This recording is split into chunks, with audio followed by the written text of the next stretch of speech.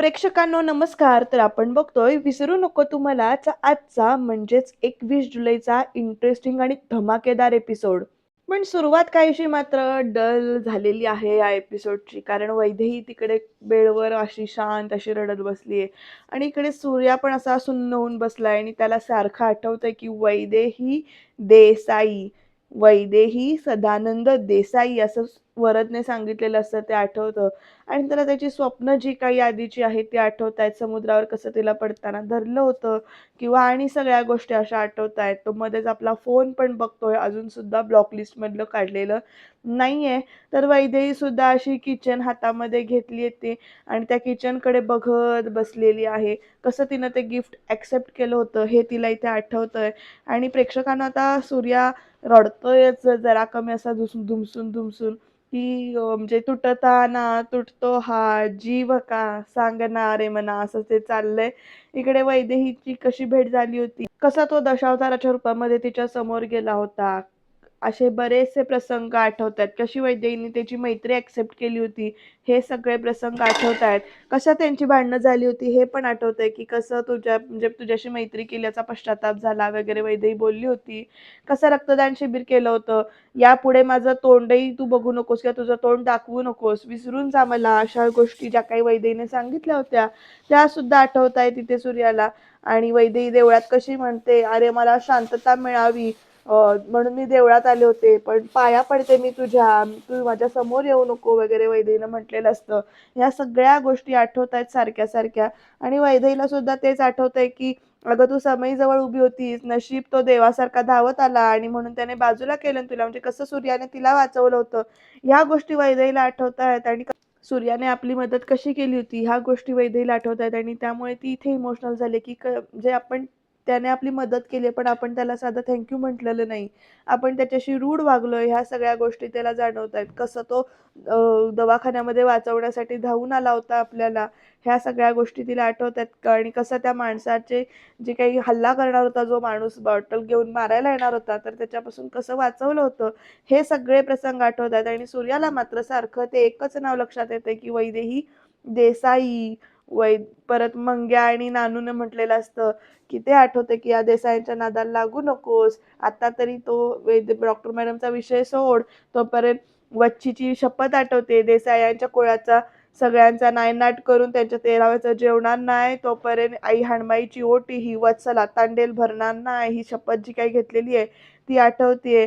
आणि तांडेलांची प्रत्येक पिढी हे वैर जपणार असं म्हटलेलं असतं वच्चीनं, ते आठवतंय. आणि ह्याच्यातच प्रेक्षकांनो निम्मा एपिसोड गेलाय. पण सकाळ झालीये ती काहीशी वेगळीच. इथे शोभाना तोंडावर हात ठेवूनच बसलीये. कारण इकडे बयो स्वतःला चाबकाने मारून घेतेय. सगळीच आता समोर आहे. तिकडे त्या दिव्यासमोर उभी राहिली बयो आणि इथे जोरजोरात चाबकानं स्वतःला फोडून घेते. अक्षरशः जोरजोरात मारते इथे.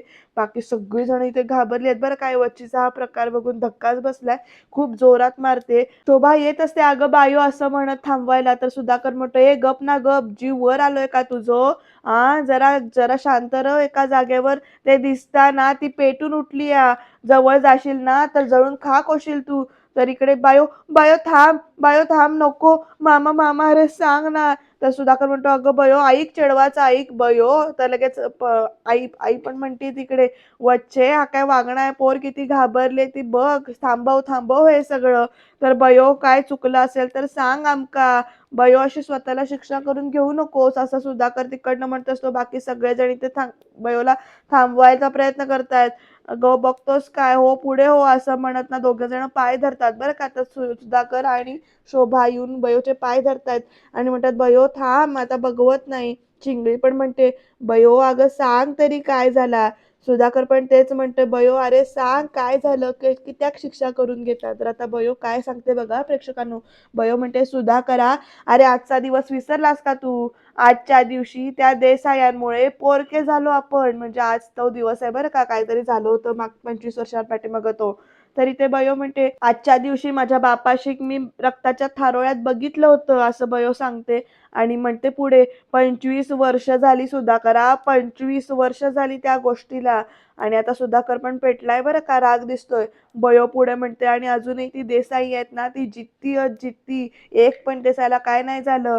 अरे आपल्या आबांचो आत्मा अजूनही भटकतो हा.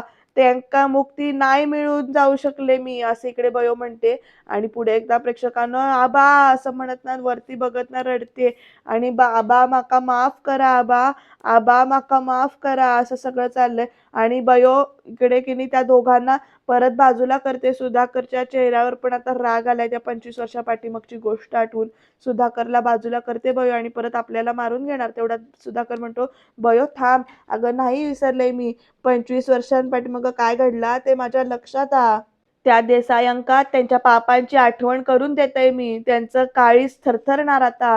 बायो मिळणार, बायो मिळणार. आपल्या आबांना मुक्ती मिळणार," असं इकडे ना सुधाकर सुद्धा पेटून उठून म्हणतोय आता. आणि आता बयो त्याच्याकडे बघत राहते. आता नेमकं सुधाकरच्या डोक्यात काय आहे ते काय आपल्याला कळत नाही प्रेक्षकांनो. बघूया पुढे काय घडतंय ते. तर इकडे वैदेहीच्या घरामध्ये आता एक दगड आलेला आहे, जोरात असा भिरकवलेला आहे. सगळे देवासमोर हात जोडून असतात, पण त्या दगडाच्या आवाजाने सगळे दचकतात. आत्या म्हणते, "काय रे काय झालं?" असं म्हणत विचारते. तर वरद नाही, "कोण आहे?" असं म्हणत वरद पुढे जात असतो. तर दादा, "अरे काय रे काय झालं?" तर आता प्रेक्षकांनो पुढे बघा काय आहे त्याच्यात. तर ना इकडे तो कागद जो काही आहे म्हणजे कागदाच्या आत दगड आहे बरं का मोठा.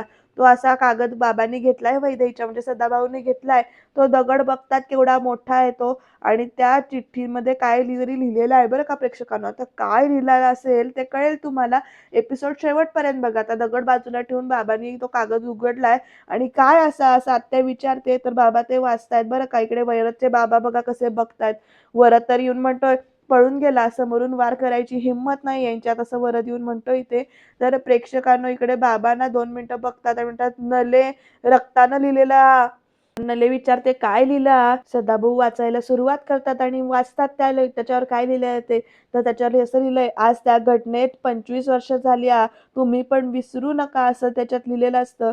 आणि मग पुढे लिहिलेलं आहे, बदला घेणार म्हणजे घेणारच." आणि मग प्रेक्षकांना इकडे ना सगळ्यांना कळतं की नेमकं काय येते. तर बाबांनी पुढे वाचलेलं आहे की "उलटे दिवस मोजायला सुरुवात करा. देसायांचो नायनाट करणार आणि करणारच," असं त्या चिठ्ठीत लिहिलेलं आहे बरं का प्रेक्षकांनो. आणि आता ना आत्या पण अशी जराशी घाबरून बघते. तर वरद येऊन म्हणतो, "कोणाचं रक्त उतू चाललंय? बाबांनो ओळखत नाहीत मला, एकेकाची तिरडी बांधतंय," असं म्हणत ना वरद धावत जात असतं. तर वरदचे बाबा की थांबवतात त्याला. "ए थांब थांब, सोड, जाऊ नकोस. बाहेर जाऊन काय हवेत हातपाय मारणार आहेस काय?" तर इकडे सदाभाऊ घाबरतात, म्हणतात, "नले नले, हा तोच दिवस 25 वर्षापूर्वीचा तोच दिवस आहे," असं इकडे म्हणतात बाबा. आणि बाबा घाबरून ना असे एकदम बसतात खुर्चीवर. तर "सदाभाऊ सदाभाऊ," असं म्हणत आता वरचे बाबा पण येतात. "अहो तुम्ही शांत व्हा, शांत व्हा, पाणी देतोय मी तुम्हाला." तर आता ना आणतोय पाणी, "तू शांत हो जरा, तू शांत हो," असं आत्या समजावत असते बाबांना आणि म्हणते, "हे घे पाणी घे." तर प्रेक्षकांना इकडे ना आत्या पण घाबरले, बाबांची अवस्था पण फार बिकट आहे. तर वरद ना पेटून उठलेला आहे भरपूर असा. प्रेक्षकांनो 2 मिनिटासाठी अंगावर काटाच येतोय बरं का हा प्रसंग बघून. तर इकडे बयो परत आपल्याला मारून घ्यायला चालू करते. शोभा परत म्हणते, "बयो बयो थांब, आपण देसाईंचा सूड घेऊया, पण तू थांब ग." तर सूर्या आलाय तोपर्यंत, "सूर्या अरे थांबव तिला," असं म्हणत आता सगळे सूर्याला सांगतायत. तर सूर्या गेलाय तरी सुद्धा बयो मारतच असते. शेवटी सूर्या चिडून ना त्या हातातली चाबूक जी काही आहे ती इकडे बाजूला घेतो आपली ताकद लावून आणि, "हा काय करतोस बयो?" असं विचारतोय बरं का सूर्या.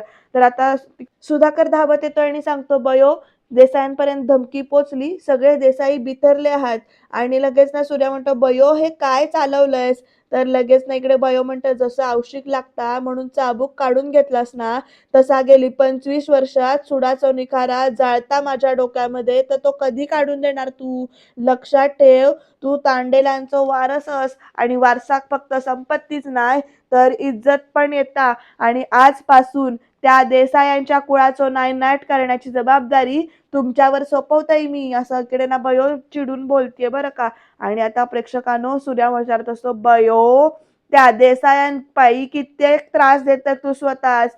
तर बयो म्हणते माका जीव गेला ना तरी चालेल माझा, पण त्या मरणाच्या आधी त्या देसाईंका रक्ताच्या थारोळ्यात बघायचा. तर सूर्या इकडे चिडून म्हणतो, देसाई देसाई देसाई, अगं 25 वर्षांपूर्वी काय झाला, काय घोडा मारला त्या देसायांनी, ते माका आज कळूक होया, सांग माका, असं म्हणत ना तो चाबूक जोरात आपटतोय बरं का. आणि प्रेक्षकांना आता तेवढ्यात भाई तिकडनं येतात आणि म्हणतात काही एक गरज नाही त्याची, आणि आता सगळे भाईंकडे बघतात बरं का रागाने असे. प्रेक्षकांनो हे भाई तटस्थ आहेत, शांत आहेत, म्हणून बॅलन्सिंग बरोबर चाललंय असं म्हणायला हरकत नाही. भाई पुढे म्हणतात, अगं बायो, आज आबांची 25वी पुण्यतिथी असा, अशी आठवण काढणार आहेस का त्यांची? बस झाले हा तमाशे आता. तर आता बायो त्यांच्या जवळ जाते आणि म्हणते, तमाशे, हे तमाशे चाललेत, तुमको काय संबंध नाही तुमचं ह्यामध्ये, असं इकडे ना बायो चिडून म्हणतात, म्हणते तो माझा झिला. तर लगेच ना इकडे भाई चिडून म्हणतात, तो माझा पण झील असा, म्हणजे आता सूर्यावरनं चाललेत बरं का यांची भांडणं. बाई पुढे म्हणतात, वच्ची, आजपर्यंत तुझ्यापर्यंत तुझी सगळी नाटकं आम्ही सहन केलं, मी काय बोललो नाही, काय एक बोललो नाही, पण एक खबरदार, खबरदार, जर माझ्या पोरांका या दलदलीत खेचलंस तर तू, मग मी शांत राहायचो नाही हा, सांगून ठेवतो तू का, असं भाईनी धमकी दिली बरं का या बयोला. प्रेक्षकांनो पुढे काय घडणार ते बघत राहूया. तर इकडे बयो ना ह्या धमकीवर ना नुसती बघत राहिली, आणि सूर्या आणि चिंगळी सुद्धा बघत राहिलेत. यामध्ये चिंगळी काय रोल करणार, सूर्या हे दुश्मनी निभावणार का चिंगळी निभावणार, ते बघत राहणं खरंच इंटरेस्टिंग ठरणार आहे. कारण काहीतरी वेगळंच घडणार आहे. तर इथे हॉस्पिटलमध्ये आता सगळी आवराआवरी चाललेली आहे बरं का. सगळं सामान वगैरे लावून ठेवलं जातंय. जे काही काल जे मारामारीमध्ये सगळे इकडचं तिकडं फेकलं होतं, ते सगळं आता व्यवस्थित लावून ठेवतायत सगळे मिळून. वैदेही, भुतकर मॅडम, सुलू, ते सगळं लावून ठेवतायत. सुलू म्हणते, कालची माणसं कसली भयानक होती गं. सगळ्यांची डोकी ना फिरली होती नुसती, असं इकडे सुलू म्हणते. तर वैदेही म्हणते, अगं स्वतःच्या घरातला माणूस गमावला होता त्यांनी, असं वैदेही समजून सांगते आणि म्हणते, म्हणून त्यांनी सगळा दोष आपल्याला दिला. तर आता प्रेक्षकांनो हे म्हटलं तर सुलू बघत राहते वैदेहीकडे. तर इकडे वैदेही ना सगळं आवरून ठेवते बाकीचं. प्रेक्षकांना आता बघा पुढे काय काय घडतंय ते. तर आता सुलू येऊन म्हणते वैदेहीजवळ, प्रत्येक गोष्टीची बाजू बरोबर हेरतेस गं तू, असं म्हणते. मग हे सूर्याच्या बाबतीत असं कित्याक वागतेस तू, आता सुलूनं या सूर्याची बाजू घेतली. तर लगेच सुलू म्हणते, नाही म्हणजे काल तो जर का वेळेत आला नसता ना, तर आपण हे सगळं बोलायला आपण जिवंत राहिलो नसतो. तर वैदेही म्हणते, खरं आहे तुझं, काल त्याच्यामुळेच इथल्या लोकांचा जीव जो काही आहे तो वाचलेला आहे. तर मग हे थँक बोललीस का त्याला, असं सुलू विचारते आणि म्हणते, नाही म्हणजे मी असते ना तर इथे बोलवून त्याचा सत्कार केला असता. तर वैदेही हसते बरं का सलूचं ऐकून या. वैदेही पुढे म्हणते, खरंच तो असंच काहीतरी डिझर्व करतो अगं. एक सांगू का गं सले, की कधी कधी ना मला आश्चर्य वाटतं त्याच्या वागण्याचं. त्याच्या आईपेक्षा तो खूपच वेगळा आहे ग, असं म्हणते ती. आणि म्हणते, म्हणजे बघ ना, एवढ्या विक्षिप्त बाईचा मुलगा एवढा संयमी, शांत, समंजस कसा असू शकतो. काल ती लोक त्याला मारत होती, पण त्याने शेवटपर्यंत त्याचा ताबा नाही सोडला. तर सलू म्हणते, फक्त तो माणूस तुझ्यावर हल्ला करायला आला, तर त्या माणसाचं काय केलं आणि बघितलंस ना त्याने, असं विचारते बरं का वैदेहीला सलू. आणि मग वैदेहीला आठवतं की कसं त्या माणसाला त्याने मारलं असतं, बाटली डोक्यात घेऊन आलेला असतो मारायला तो माणूस वैदेहीच्या, आणि तीच बाटली त्याने सूर्याने मारलेली असते त्याच्या डोक्यामध्ये, भरपूर असं जोरजोरात मारलेलं असतं. तर सलू म्हणते, तू जरी त्याच्या मैत्रीवर शंका घेत असलीस ना, तरी काल त्याने सिद्ध केलं की तो तुला अजूनही खूप चांगली मैत्रीण मानतो. तर वैदेही सुद्धा मान डोलावते आणि म्हणते, मागच्या काही दिवसात मी त्याच्याशी खूप रूढ वागले. तर सलू म्हणते, हो, या कळताना मग हे फोन कर आणि आभार मान त्याचे. तर वैदेही सुद्धा इकडने मान डोलावते बरं का. आणि प्रेक्षकांनो चला, वैदेहीचा रुसवा तर गेलेला आहे. वैदेही आता सूर्याला फोन करेल का, पण तोपर्यंत इकडे बयो सूर्याला काहीतरी वेगळं सांगणार आहे.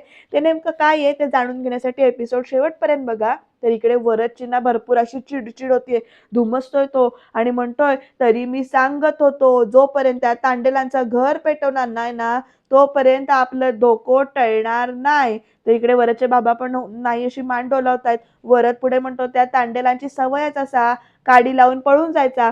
वरदचे बाबा म्हणतात, काय तर काय उगाच कळ काढायची, नाही तर काय. तर इकडे सदाभाऊ म्हणतात, अरे बाबांनो, मरान दे त्यांना, त्यांनी आपली कळ काढली म्हणून आपण पेटून उठायची काही एक गरज नाही, ते त्याची एक वाट बघताय.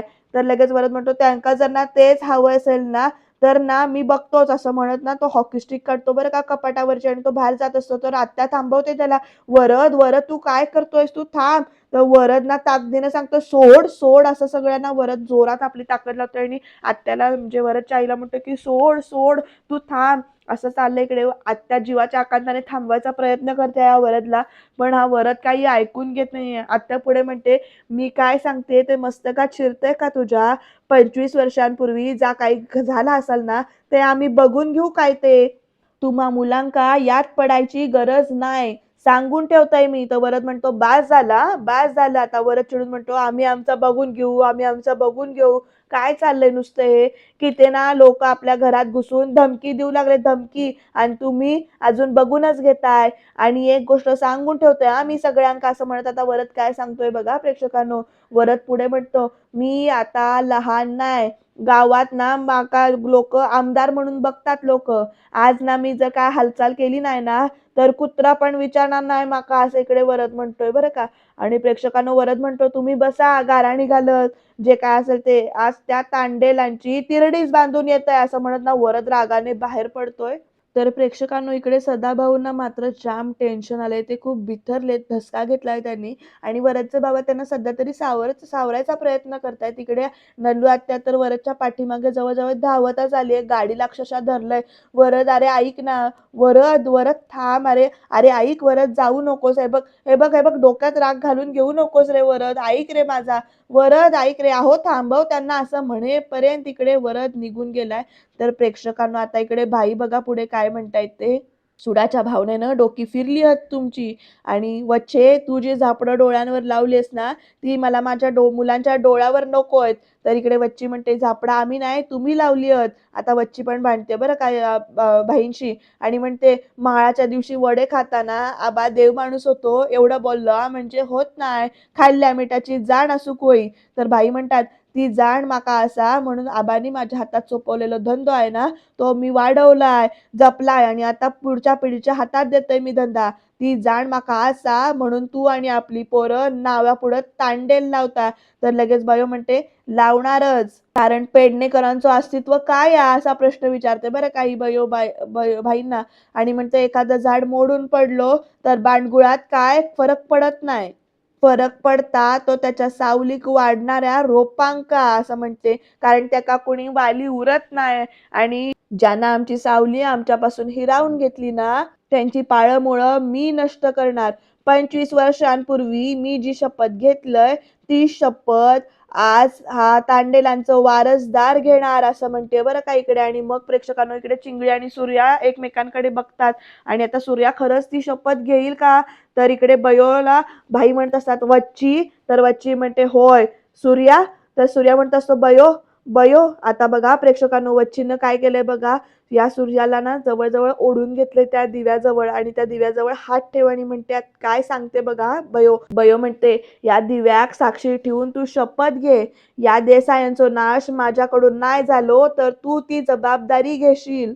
आणि प्रेक्षकांनो हे ऐकल्यानंतर सूर्याना बघत राहिला इकडे बयोकडे नुसतं. अजूनही शपथ त्याने घेतलेली नाहीये. बयो पुढे म्हणते, "आणि माझ्या नंतर ह्या दिव्यातली आग तुझ्या मनात ती अजूनही धगधगत ठेवशील."